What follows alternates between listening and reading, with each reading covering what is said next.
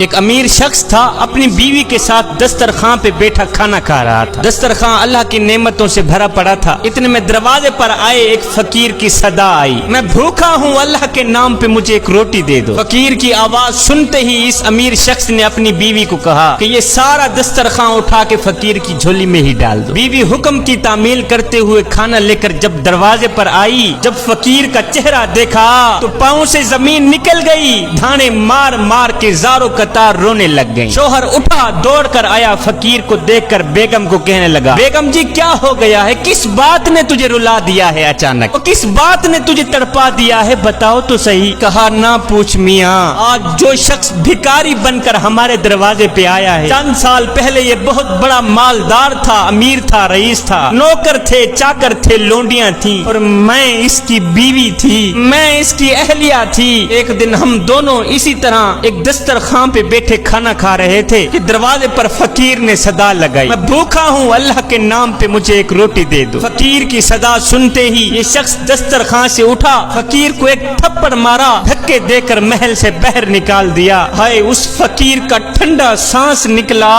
اسی دن سے اس کے حالات بدلتے گئے، کاروبار ٹھپ ہو گیا، نوکر بھی جاتے رہے، لونڈیاں بھی جاتی رہیں، اس نے مجھے بھی طلاق دے دی۔ اس کے چھوڑنے کے کچھ عرصہ بعد میں آپ کے نکاح میں آئی ہے، اب نوبت اس کی یہاں تک آ پہنچی ہے کہ یہ لوگوں سے روٹی مانگنے پہ مجبور ہو گیا ہے۔ بیوی کی یہ کہانی سن کر کہنے لگا، بیگم میں تجھے اس سے زیادہ تعجب والی بات نہ بتاؤں؟ کہا جس فقیر نے اس کے دروازے پر روٹی کی صدا لگائی تھی، جس فقیر کو اس نے دھکے دے کر حویلی سے باہر نکالا تھا، وہ کوئی اور نہیں تھا، وہ میں ہی تھا۔